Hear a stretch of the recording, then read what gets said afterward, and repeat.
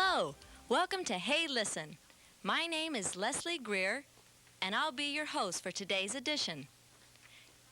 Now, the subject of today's show is going to be about a deaf man who's an author, and his name is Jack Gannon. Jack has written 2 books, but we're going to specifically focus on just one of the books today. Let me show you a copy of it now.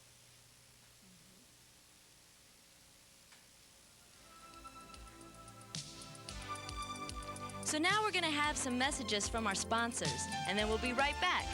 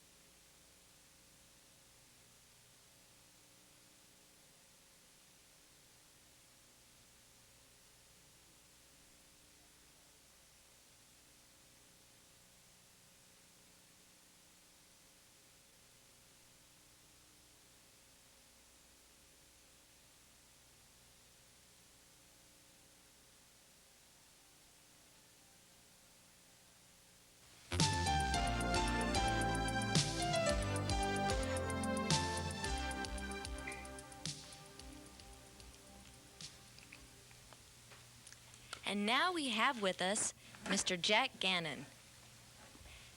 And we're really honored that he's here with us because he came all the way from Washington, D.C. Jack is the special assistant to the President of Gallaudet University, King Jordan. I'd like now to ask Jack about his growing up experiences. Where were you born? I was born in Missouri and grew up there, where I attended the Missouri School for the Deaf in Fulton. After I graduated, I went to Gallaudet University. You were not born deaf, is that right? No, I became deaf later. How did you become deaf? From spinal meningitis. That was pretty common in my time, and I'm what's called a postlingually deaf person. That's right, postlingually deaf.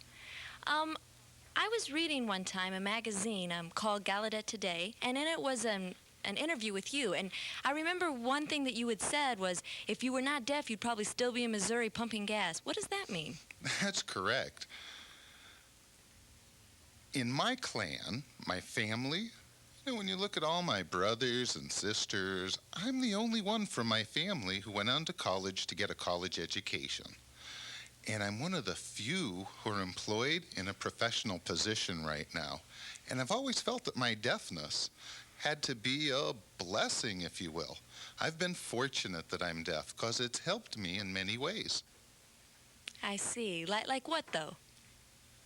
Well, getting a college education and marrying a wonderful woman who's a school teacher. I've worked at Gallaudet University in some very influential positions. I've had a chance to travel the world, and I've had the opportunity to write 2 books. So I feel very, very fortunate. Again, if I were hearing, I'd probably be back in Missouri pumping gas. That's right. You probably wouldn't be here or at Gallaudet. Wow. Oh, you said that you traveled around the world. How did that come Yes. about? Well, mostly representing Gallaudet University. I went to give presentations. I gave a presentation in Greece. Greece, Where? that's the sign they use there for Greece. Oh, I see. I learned to use the sign they use in that country. And I gave a lot of presentations about deafness and deaf culture. I presented in Italy. Where? And in France and England, and also in Japan, and in the Philippines. So I had the chance to visit those countries and really enjoyed that. It gave me an opportunity to meet deaf people with different cultures, and we can learn a lot from them. So of all the places you've been, which would you say of the deaf populations were the most behind the times? Well, I never look at their problems. I try and look at the strengths they have in their countries. And educationally speaking, I think America is far ahead. Japan just recently, a year or two ago, established a college for the deaf. And that's outstanding.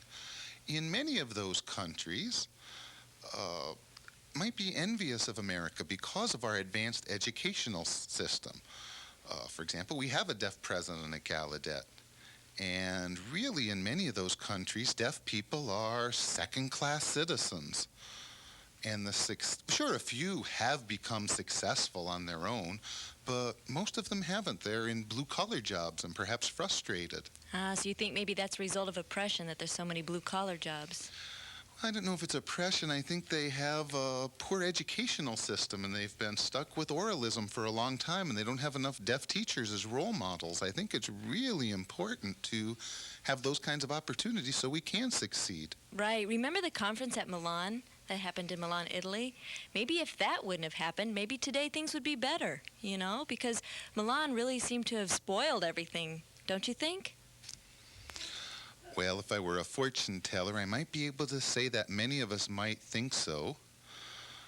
But, I think what some of us don't realize in regards to Milan is that one of the reasons they decided to ban sign language is really because there was so much nepotism at so many of the schools.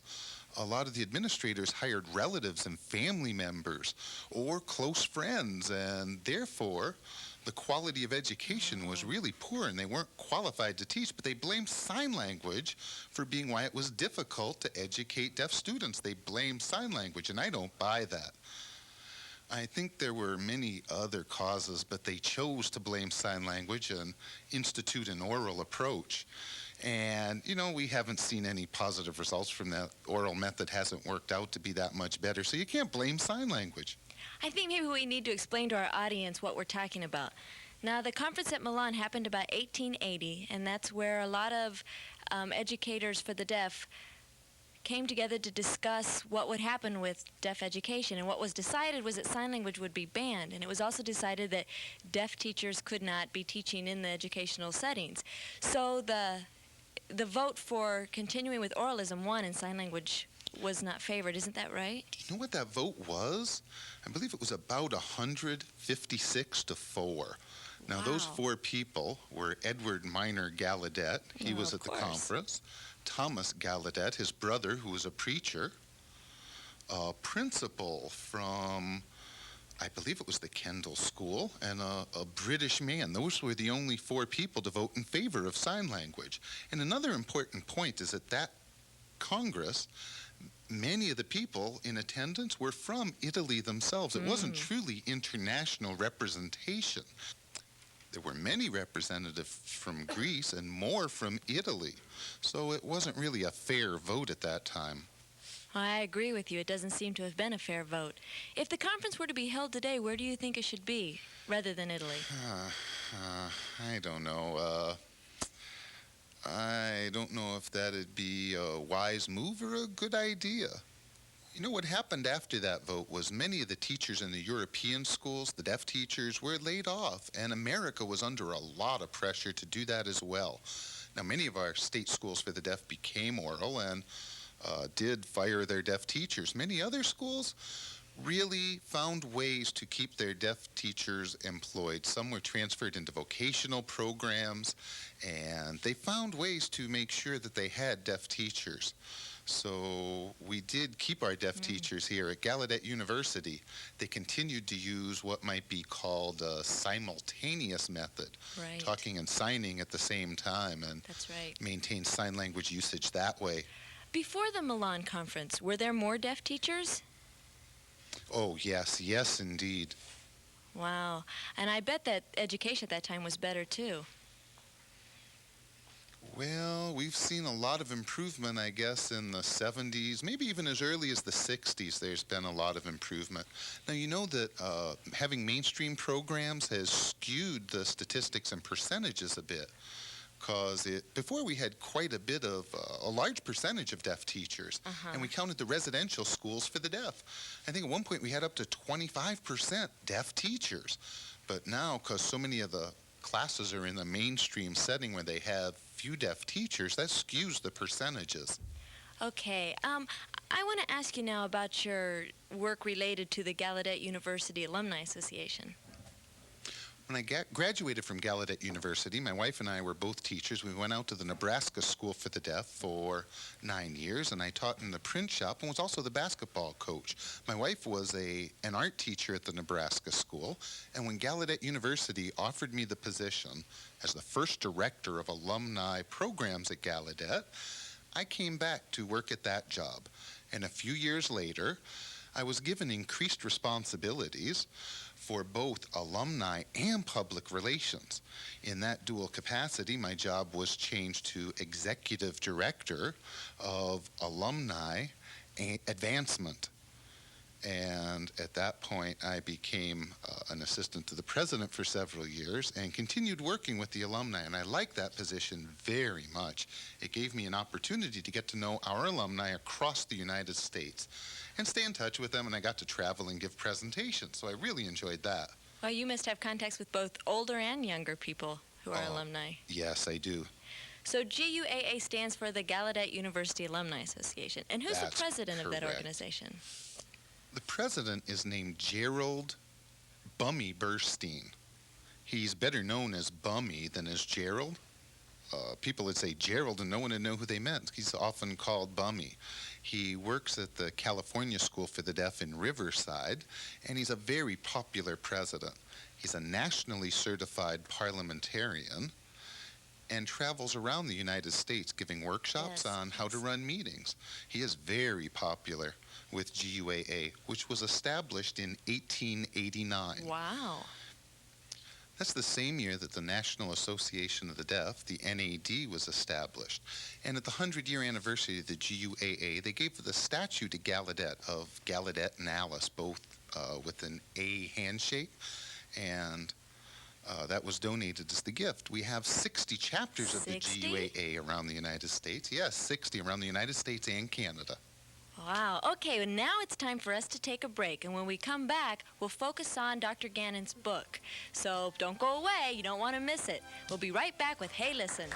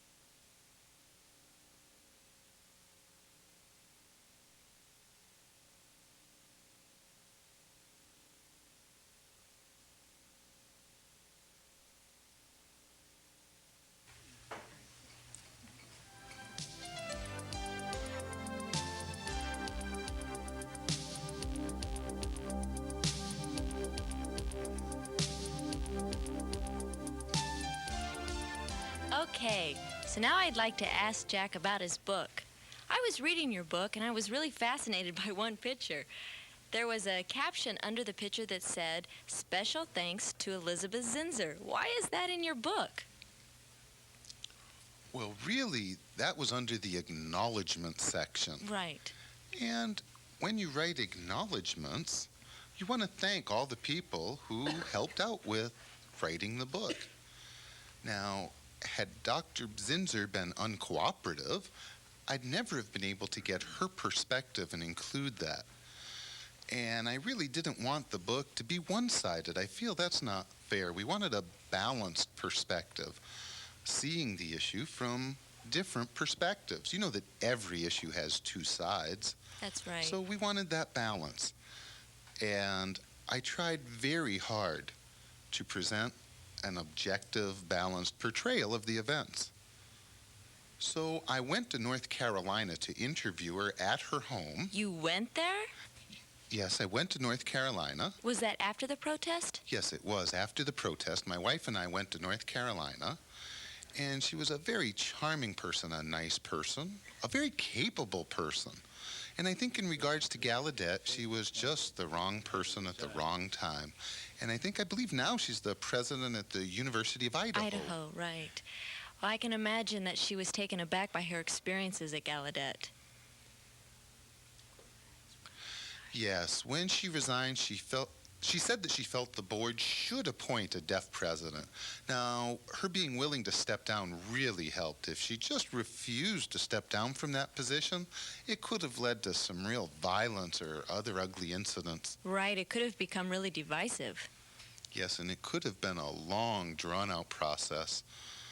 I think one reason that the protest was really successful because the students had so much self-discipline and there was no violence at all. I think if things had become violent, it really would have turned off the hearing public and they wouldn't have supported the students the way they did. I think the reason they were supported was because of their self-control. That's true. I heard that the Washington, D.C. police were there to make sure there was no violence or confrontation. Isn't that right? How do you think the police felt? The police are really experienced in crowd control for demonstration, and they face that all the time. Right. So when they came to Gallaudet, they thought they knew what to expect. But it was different. They pulled their bullhorns. Really? Yeah, they pulled the bullhorns out my of the trucks, gosh. and they used those to say, "Stop, hey," and, try and direct the crowd. But, that certainly wouldn't work. So it was a lot tougher when they found they couldn't control the crowd that way. They kind of just joined in and marched along with them. It was really kind of funny to see the police as they, pulled these bullhorns out of the trucks. But they were useless because all the students were deaf. Oh, I wish I saw a picture of that. I'm sure you'd like to have that in your book. Really, yes, indeed. And, the police were really great. They, worked with the Gallaudet campus security, and everything was kept really cool. We were really fortunate with the experience we had. So was the Gallaudet campus security involved also? Oh, yes, And the Gallaudet campus security signs a little bit, don't they? Oh, yes, surely, most of them well. What about the situation with the media? I mean, the photographers, the press, the television reporters. How did all that work? They really learned a lot. When they got to campus, they felt left out because they hadn't thought about interpreting support. And here they arrived at Gallaudet's campus, and it was their turn to feel left out. The tables were turned. And they'd have to depend on other people to find out what was happening or look for interpreters. So it was their turn to suffer in that sense. They couldn't even believe how full the campus was of media. Every day, day and night, all the TV trucks and the media in general. And in general, they were very supportive of the students. I can imagine that everybody wanted their own interpreter for that week. I'm sure there was a lot of scurrying for everyone to grab an interpreter and keep them right at their side. Oh, yes, yes. And even the interpreters that were there, they did a great job. Many of them volunteered their time and left their place of employment and their work to come and be able to help out. So it was really great, and we were fortunate to have the quality of interpreting that we did. There was one woman who was interpreting there, and she told me she had to stand on the roof of a van, one of the TV vans, with a reporter. And the camera crew was up on top of this van, which was swaying from side to side. She started to get almost seasick. Yeah, it sounds like maybe she was airsick being on top of that van. Yeah, it was humorous. I was reading about one interpreter who forgot to put their band on their arm, and they fell over something. Wow, that's terrible. Yeah. Well, really, it was humorous because the whole campus was mobbed, and it was so tough to get around and through the crowd. She decided to jump over a fence. Wow. Did you have a hard time getting through the campus yourself?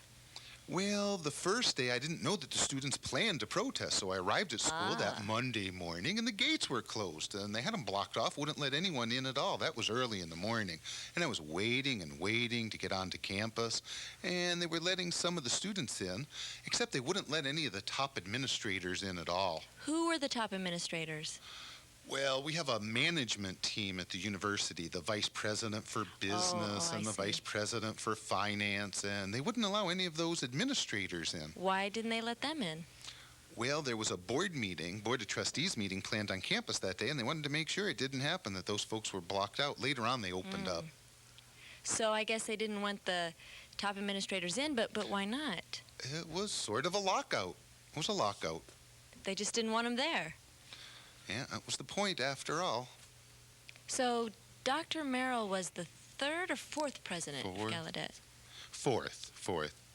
He would have been the fourth president. The first was Edward Minor Gallaudet, and Dr. Hall, Percival Hall, was the second, and the third was Dr. Elstead, and then the fourth would have been Dr. Merrill. That's right. Dr. Merrill was the fourth president. So Dr. Merrill thought that a deaf president would succeed him, or at least did he think that it wouldn't take until the fifth or sixth or seventh president? Isn't that what Dr. Merrill thought? He probably felt the same way we do. And he was very involved with the deaf community. Very, very pro-deaf, yes. There were many changes at Gallaudet that really we owe to him. And I'm sure he hoped he would be replaced by a deaf president. During the protest, he kept very closely in touch with what was going on during that week at Gallaudet. He had a TDD at home, and he was retired and living in the mountains in Asheville, and he'd call in to show his support and stay in touch with all his deaf friends. Because of the concerns parents had about their deaf students. Yes, he was very pro-deaf. Were you involved in the protest? I mean, what did you do in the way of activities? I don't recall exactly what I did. If we could go back in time, then maybe your memory would be prompted. Well, I was not involved in the planning part of the protest. That was another group of people. We were very lucky that the four student leaders had some very good young deaf advisors, young adults who gave them excellent counsel. And maybe one of my most important roles was my involvement in leading a group to visit Congressman Bonnoir at Capitol Hill. Which state is he from? He's from Michigan. Michigan, that's Congressman from Michigan, and he's on the Gallaudet Board of Trustees. And I was asked to bring a group of representatives to meet with him and to explain to him exactly what was going on. That was on Tuesday. The protest started on Monday, and on Tuesday there was a group of students and faculty and staff and deaf adults from the community. And people representing those four segments of the deaf community went to Capitol Hill. There was also another congressman, Gunderson, who we visited. Both of those congressmen are on the Gallaudet Board of Trustees. Gunderson's from Wisconsin. As I say, they are on the Gallaudet board.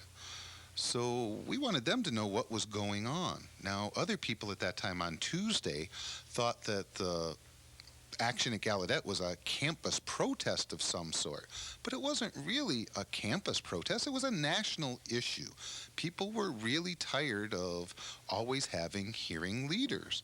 And we needed to be able to train and develop our own leaders.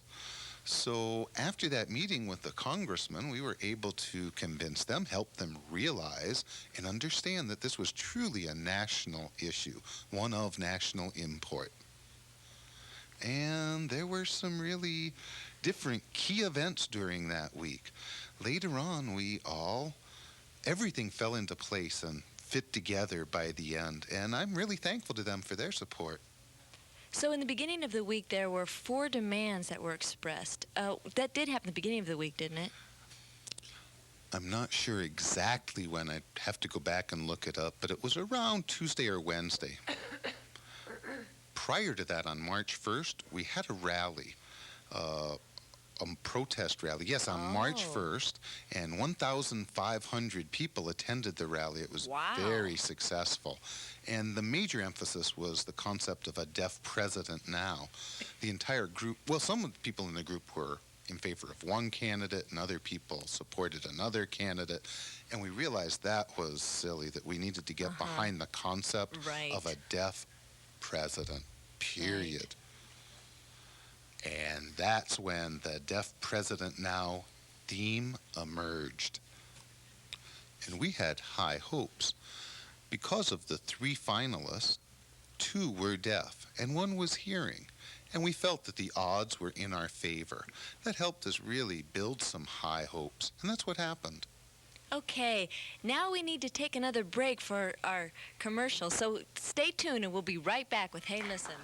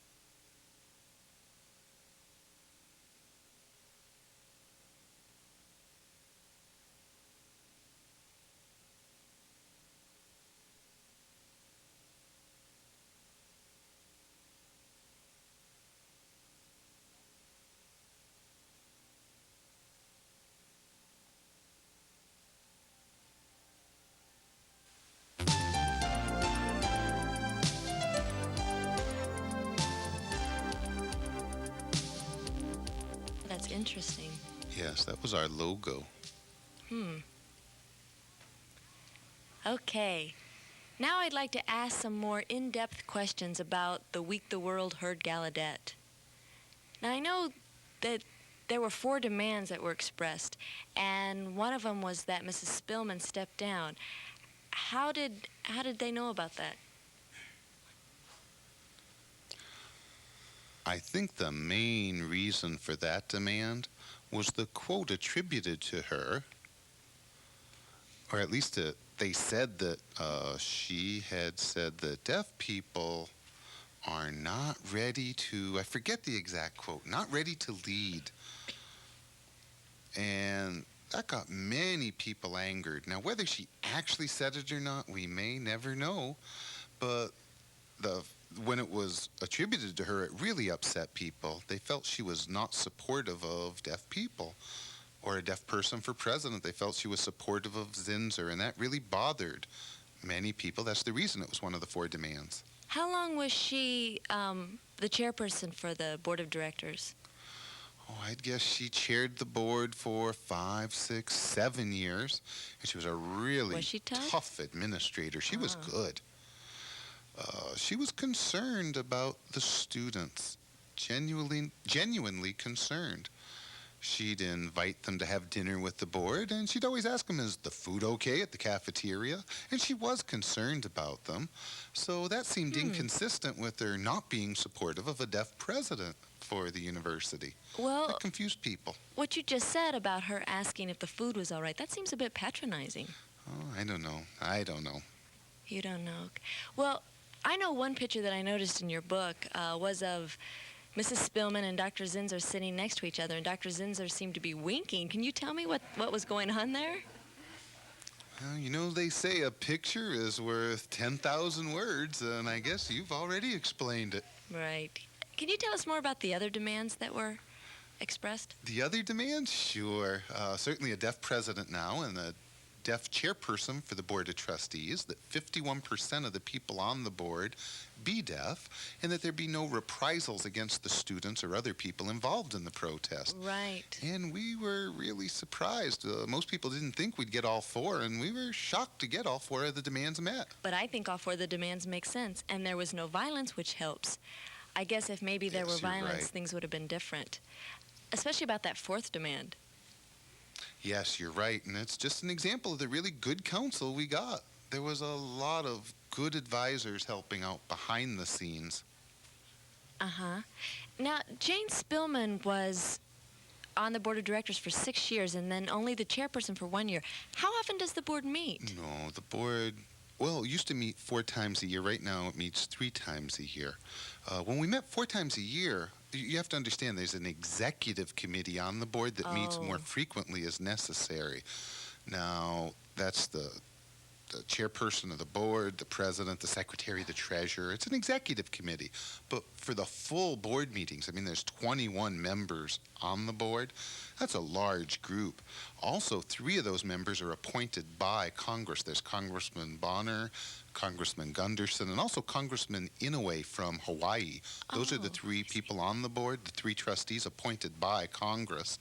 So there is a lot of different representation on the board, people from different fields and representing different constituencies. The full board meets 3 or 4 times a year. Oh. The board actually functions as a policy-making group. That's the rule-making, policy-making body for the university. And all of these people are involved and responsible for making sure that things are going on appropriately at Gallaudet, and they provide support in many ways to the college. So how many applicants were there for the position of presidency at Gallaudet? The total number of applicants was never announced. I imagine it must have been a fairly large group. They narrowed it down to 3? We know 6 6. semifinalists. And that group was further narrowed to 3 finalists. And the 3 finalists consisted of 1 hearing person and 2 deaf people. What happened to the other deaf candidate? Harvey Corson is the superintendent of the Louisiana School for the Deaf. And King Jordan was selected as president, was applauded by Harvey Corson, who went back to work. He's the superintendent at the school, and he has an excellent reputation. He's well-liked and well-respected. I think it's really good that the deaf people have still supported him instead of forgotten about him. Oh, indeed. He was an excellent candidate. He just wasn't selected for the position. I bet it was a really close competition and had to be studied carefully. Yes, indeed. But about the selection of the hearing woman, it seems, I don't mean to say it, but it seems like Mrs. Spillman selected the hearing woman over the other 2 candidates. That's what I feel. Yes, I imagine perhaps. And you have to understand that Zinsser, I believe, was a candidate 5 years previously. Really? And at that no point, wonder. 5 years ago, it was felt she had insufficient qualifications, but maybe Zinsser remembered her previous candidacy. That's true. Or maybe she just emerged as one of Spillman's leading candidates. Either one's a possibility. It makes sense. Another picture that I noticed in your book was of students holding a letter, a petition or something, and they were setting it afire. Oh. That was a news article announcing the appointment of Zinsser as president, and they were so incensed that they burned it, kind of like burning something in effigy. I bet it took you a long time to put your book together, collecting all the information. It took me about 5 months from when I started the transcript to hand it in as a manuscript on August 1st. And we really rushed that along, made our deadline on August 1st with all the captions and the pictures, turned it into the printers. Altogether, it was 11 months to produce the book. That's really a fast job. The previous book, Deaf Heritage, took me over 4 years. That was a long time. With this book, everything was ready. We had the news articles and clippings. We had the pictures. Everything was ready to do Deaf Heritage. It took a lot of research and digging for facts, and that's why it took so long. So this was much quicker. I was watching a videotape one time, and you were being interviewed. Someone was asking you about the deaf world and asking you to make a prediction on when there would be a deaf president at Gallaudet. How do you feel about that now?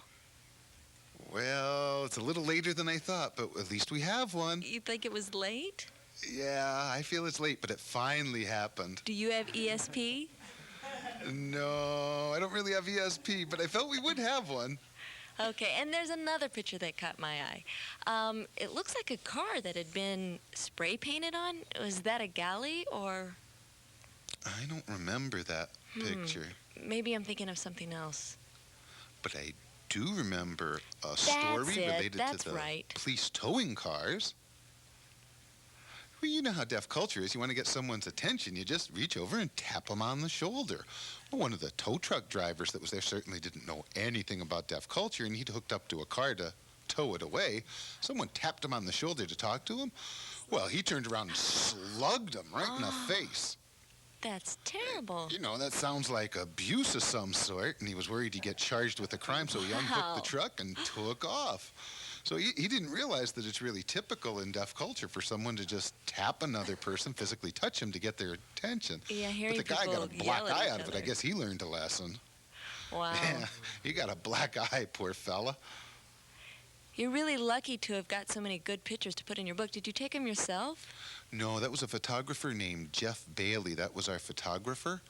And he took most of the color photographs that are in the book. That was a great help. Without those pictures, it would have been much tougher. Now, Jeff is a Gallaudet student, and we used his pictures along with several other photographs. That was a great help to me, too. They were really good pictures. And also the captions, and the whole book itself is really good. Thank you. And right now you're still the director for the Gallaudet Alumni Association, isn't that right? Yes. How many phone calls did you receive during the week of the protest? I mean, an average of how many phone calls? 1,000, 2,000 maybe? Oh, no, not 1,000 at all. Maybe a few hundred. But a lot of people were concerned. You must have been on the TTY all day. Yep, they were keeping in touch by word of mouth, and parents would call, and, faculty and staff got a lot of calls. There was a lot of concern out there. I heard that there was a lot of concern at MSSD. The school was being held like a prison, and I know parents were worried, but their sons and daughters wanted to stay. And the parents wanted to, they wanted to be a part of that history and that heritage, and wanted to be part of the action, and, really felt left out if they couldn't be involved. And the people there were really proud that they were able to share in that very important historic moment. Right, and we don't know if anything like that will ever happen again. It never even should have had to happen at all. And they should have known it was time for a deaf president. We shouldn't have had to have a protest to remind them. But it was the protest, I guess, that made it successful. Right. And it's really changed our history, the history of deaf people in the United States and deaf people in the world, our heritage. When, you look at what happens, places like Germany right now, in Berlin, and what's happening there, it's all the same thing. Okay, we're going to take another break. When we come back, the audience will ask some questions, and maybe their questions will be different than mine, so don't go away. We'll be right back.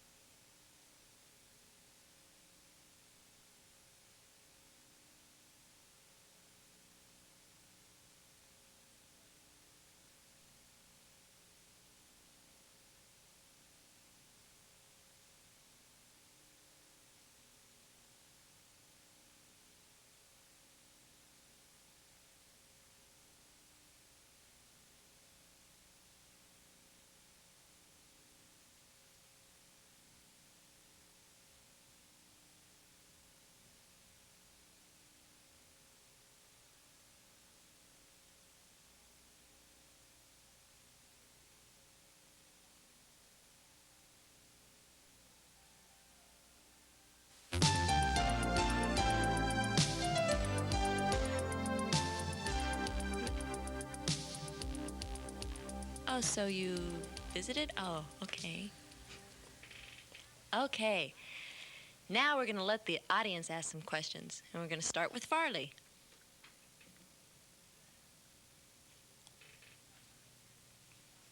Hi, Jack. It's good to see you again. I'm kind of curious in regards to the 4 demands that were asked, and each of them were met. But that part about the 51% of the board members, could you sort of update us as to what's going on since that time? Has it been met? Hi, Farley. We haven't reached our 51% yet, no. But we have started to increase the percentage of deaf members on the board. We recently lost one deaf member, Frank Sullivan, who retired after 24 years on the board. And we've added 3 new deaf members. Ken Levinson, who's the president of the Alexander Graham Bell Association of the Deaf and deaf himself, Carol Padden, a noted author, and Glenn Anderson from Arkansas. So those are 3 new deaf board members, and I've heard a rumor that John Ye is currently under consideration. He's a successful deaf businessman. So we are increasing the percentage of deaf representation on the board, and anytime through attrition when there's vacancies, we're trying to appoint deaf board members. Well, you know that people across the country are in love with your books, Deaf Heritage, and that new book that just came out, and the 2 books that you've already completed. And you're probably one of the rare people across the country that can make any deaf person understand the book. Because there are a lot of books that are involving research, theory, and all those other things that it's difficult for deaf people to read, and they sort of set it aside. And your book seems to be a lot easier to read. Is there any plans for a 3rd book? Thank you. I appreciate those kind words. And yes, I am working on a 3rd book. And it's going to be a bit different. What I'm doing is collecting humorous anecdotes about deafness and deaf people, and I'm going to try to present those in a storytelling format so that hearing people can also enjoy those. And they'll see themselves in those stories and hopefully get a chuckle out of that as well, and at the same time learn a lot about deafness. We can't really lecture at hearing people about deaf culture and issues related to deafness. It'll just turn them off. So if it's humorous enough, maybe they'll learn without even realizing they're learning as they enjoy the book.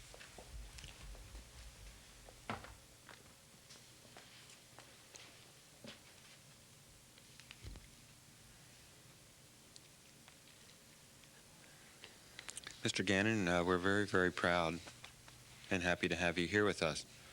And I first heard about you about 20 years ago when you first started writing articles and newsletters for the Gallaudet University newsletter.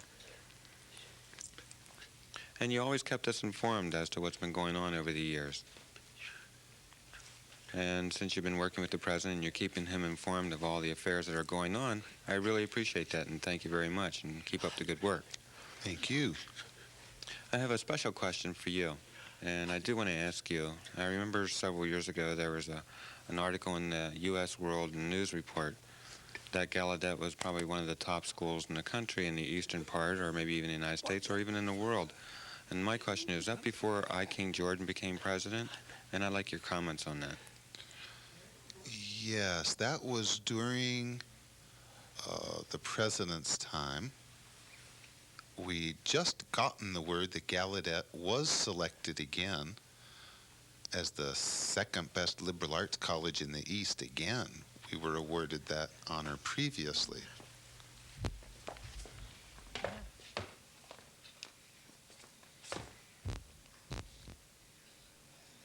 I'm kind of curious. I only had one question, but I thought I'd change my mind. I have 2 questions. The first one is, let's see. The first one is, you know, when you became deaf and everything, what got you really infatuated with writing? Oh, that's a good question. I went to the Missouri School for the Deaf, and I had a wonderful deaf literature teacher. And this literature teacher loved to write, and a lot of that love for writing influenced me. Also, when I was in school, the principal of the vocational school encouraged me to get involved in printing. And printing is really working with the printed word. So those were two strong influences that really encouraged me to start writing. Then when I saw my name in print, that was a real thrill, like getting your first touchdown in football, or it was just thrilling.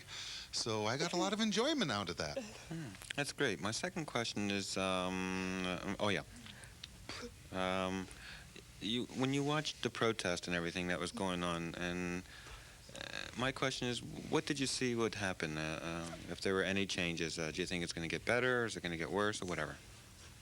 You mean changes at Gallaudet or in the future deaf world? Well, since this happened and since Leslie asked you that question in regards to the protest, I'm just kind of curious, what's going to happen next? What's your prediction? Usually you're talking about in the deaf world. Well, at the university. Boy, what I'd predict, I hope that people become more involved on the state level and the national level and take on more leadership roles. By that I mean within the hearing community as well. For example, I work really closely with the President of Gallaudet, King Jordan, and he goes to testify before Congress often on Gallaudet's budget or what's necessary to support deaf people or disabled people in America. And Congress really holds Dr. Jordan in high regard. Now, if King Jordan can have that impact on people and influence people to do the same sorts of things, and if we have strong deaf leaders, that would have a strong influence on, to the point where we'd see a great deal of improvement within the deaf community. Now, we can focus on that Gallaudet protest and use that to educate the world at large about deafness. We need to keep moving, and we need to have more and more deaf people involved in leadership roles. Well, suppose if everything does happen and there are some changes, are you going to write a book about that one? Well, I'm not as good at predicting that. I agree that we don't have to have a protest every time we want to see something change. It's about time people realize that deaf people are intelligent enough and capable enough, and just give them time to make the changes. They should listen to us without us having to protest all the time. That's what I think. I hope I become your assistant. Thank you, Jack. Yeah.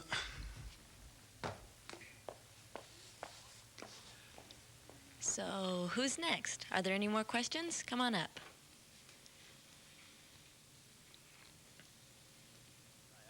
Something I'd like you to comment on. It's not really a specific question. I was at the Gallaudet protest, and at that time I had been pretty disillusioned with my thoughts on and abilities to change the system. And the Gallaudet protest was a real inspiration. I saw it as a real shining example for hearing and deaf alike. But now the memory's starting to fade, and it's just not as strong as it was, and I'm concerned that the deaf community as well is becoming complacent, and the hearing community is starting to slide back into ignorance again. And I'm wondering what we can do to keep the fire burning, and I'm just wondering if you have any comments from your perspective on that.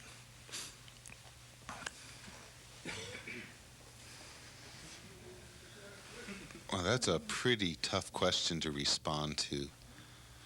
I think we can't afford to forget the long history we've got. And there were a great number of hearing people who were supportive of deaf people. In the schools, the residential schools for the deaf, where they hired deaf teachers. And there's many people all over the country who've been supportive. What's key is attitude, the attitudes among hearing society. What we need to do is change attitudes, and you know that's a tough thing to do. You know, Gallaudet, his name sign is like wearing eyeglasses. He was embarrassed that he wore eyeglasses. Well, nowadays, people aren't embarrassed to wear eyeglasses, but they're still embarrassed to wear hearing aids. So you have poor vision or you have poor hearing. What's the difference? These are just all attitudes we have towards things. attitudes are extremely difficult to change. They're very resistant to change. So when you have people that are doubters, I think what happens is they meet a deaf person on a personal, individual basis. And if you just take a hearing person and a deaf person, someone who's a doubter, and you put them together for a couple hours, they will leave that encounter with greater respect for deaf people. And that's what we need, is to provide opportunities for people to become familiar with each other. And, maybe I have some negative attitudes related to hearing people, but when deaf people and hearing people get to know each other, they make those accommodations. And changing attitudes is tough, but we can do it. And we need to recognize and realize that individuals can have that kind of impact and can foster change. Excuse me, Jack. How do you think we can help to improve people's attitudes? I mean, can you just summarize that? Well, we need to give people the opportunity to know other people on an individual basis. For example, if you meet a deaf-blind person, how do you feel? Tell me the truth, the first time you might meet a deaf-blind person. Well, I don't know. I mean, I guess I'd be nervous, of course. Sure you'd be nervous. And hearing people, when they meet deaf people, are nervous too, but we don't tend to realize that. We need to be empathetic to what they're feeling as well, and realize they are good people. Meet with them on a human level. Yes. Talk with them. Talk about what That's the right. real things in life and work and commonalities we share, and that's what's going to help them understand us. That's how we overcome negative attitudes. You're right. Okay, it's time once again for commercials. We have just one segment left. Please don't go away. We'll be right back.